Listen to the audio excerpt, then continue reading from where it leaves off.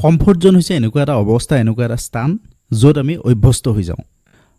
যদিও সেই পৰিস্থিতি আমাৰ বাবে ভাল নহ'বও পাৰে, তথাপিও কেৱল অভ্যাসৰ বাবে আমি তাৰ পৰা ওলাই আহিবলৈ কষ্ট পাওঁ, ওলাই আহিবলৈ নোৱাৰোঁ।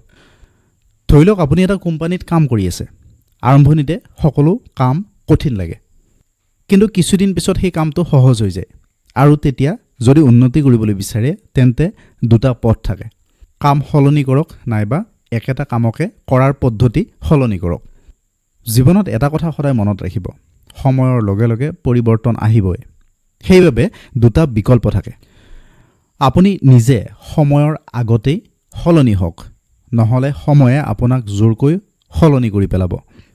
যদি আপুনি নিজেই পৰিৱৰ্তন গ্ৰহণ কৰে তেন্তে কষ্ট কম হয়। যদি সময়ে আপোনাক সলনি কৰিবলৈ বাধ্য কৰে তেন্তে সেই প্ৰক্ৰিয়াটো বৰ বেছি কষ্টদায়ক হয়। উদাহৰণস্বৰূপে, যদি আপুনি এটা বিষাক্ত কৰ্ম পৰিৱেশত কাম কৰি আছে, তেন্তে সেই চাকৰিটো এৰাটো আৰু নতুন চাকৰি এটা লোৱাটো, নতুন চাকৰিলৈ যোৱাটো প্ৰথমতে অচিনাকি আৰু বৰ অস্বস্তিদায়ক লাগিব। কিন্তু দীঘলীয়া সময়ত সেই সিদ্ধান্তই আপোনাৰ মানসিক স্বাস্থ্য আৰু কেৰিয়াৰৰ বাবে বৰ উপকাৰী হ'ব। সেই কমফৰ্ট জোনৰ আন এটা উদাহৰণ হৈছে কিছুমান বন্দীয়ে বহু বছৰ জেলত থকাৰ পিছত জেলৰ জীৱনতেই অভ্যস্ত হৈ পৰে। মুক্তি পোৱাৰ পিছতো বাহিৰৰ জীৱনটোৰ লগত খাপ খাই পৰিব নোৱাৰে। তেওঁ পুনৰ জেললৈ উভতি যাবলৈ চেষ্টা কৰে, কাৰণ তেওঁৰ বাবে জেলেই হ'ল কমফৰ্ট জোন।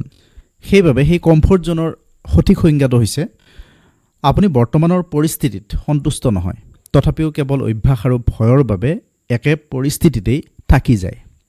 আপুনি পৰিস্থিতি সলনি নকৰে, আপুনি নিজকো সলনি নকৰে। এই মানসিকতাই, এই মানসিক অৱস্থাই ব্যক্তিগত বিকাশ আৰু সফলতাৰ ক্ষেত্ৰত আটাইতকৈ ডাঙৰ বাধা।